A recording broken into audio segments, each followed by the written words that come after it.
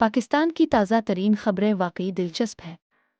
माशी सूरत-ए-हाल में हुकूमत ने तवानाई के शोबे के बढ़ते हुए कर्जों को संभालने के लिए $4.47 बिलियन का कर्जा हासिल करने की कोशिशें शुरू कर दी है। इसके साथ ही स्टेट बैंक की जानिब से शरह सूद में कमी का इम्कान भी है, जो कि महंगाई की कम तरीन सतह की अक्कासी करता है। दाखिली उमूर में वजारत दाखिला ने गैर कानूनी मुहाजिरीन के खिलाफ सख्त इक़दामात का ऐलान किया है, जिसके तहत उन्हें 29 मार्च तक मुल्क छोड़ने की हिदायत की गई है। सिक्योरिटी सूरत-ए-हाल में एक अहम दाइश कमांडर की गिरफ्तारी ने आलमी सतह पर पाकिस्तान की सिक्योरिटी फोर्सेस की कामयाबियों को उजागर किया है। बैनुल-अक़वामी सतह पर मशरिक़ वस्ता में कशीदगी बढ़ रही है, जबकि आलमी मईशत में सुस्त रवि की पेशगोई की जा रही है। टेक्नोलॉजी के मैदान में एक जदीद एआई मॉडल ने इंसानी सतह की समझ बोझ हासिल कर ली है।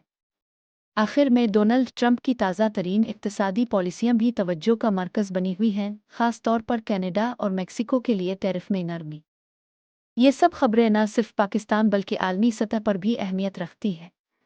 पाकिस्तान कमर्शियल बैंकों से $4.47 बिलियन का कर्ज हासिल करने के करीब है, ताकि तवानाई के शोबे के बढ़ते हुए कर्जों का इंतज़ाम किया जा सके।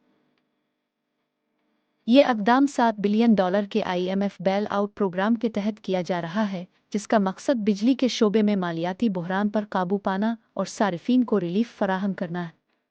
तज्ज़ियाकारों का कहना है कि स्टेट बैंक ऑफ पाकिस्तान मुसलसल 7वें बार शरह सूद में कमी का ऐलान करेगा, जो 22% की बुलंद तरीन सतह से कम होकर 12% तक आ सकती है।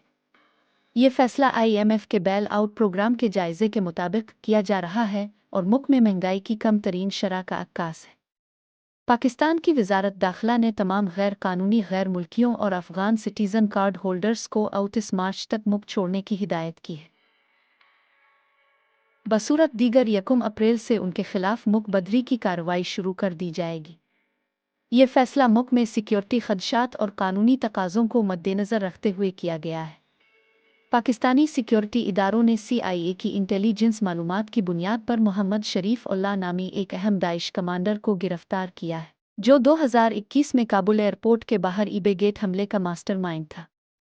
इस कार्रवाई से जाहिर होता है कि पाकिस्तान और अमरीकी इंटेलिजेंस एजेंसियां मिलकर दहशतगर्दों के खिलाफ काम कर रही है।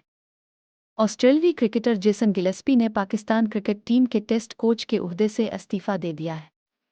उनके मुताबिक पाकिस्तान क्रिकेट बोर्ड PCB के साथ राब्ते में कमी और उनके किरदार को नज़रअंदाज करने की वजह से वो मज़ीद काम जारी नहीं रख सकते। इसराइली अफवाज और फ़लस्तीनी अस्करियत पसंदों के दरमियान झड़पें शिद्दत इख्तियार कर गई है, जिसके नतीजे में दोनों जानिब जानी नुकसान बढ़ रहा है।